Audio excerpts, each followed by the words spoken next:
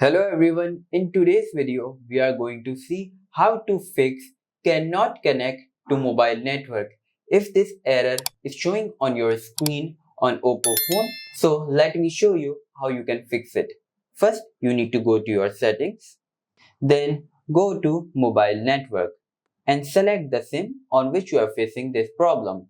In my case it's SIM 2, so tap on it. Then disable it, then enable it again. After doing that, enable this option. Then go to preferred network type and select the highest network. In my case, it's 4G. Then close this window. Now your problem will be resolved. You no longer see those messages.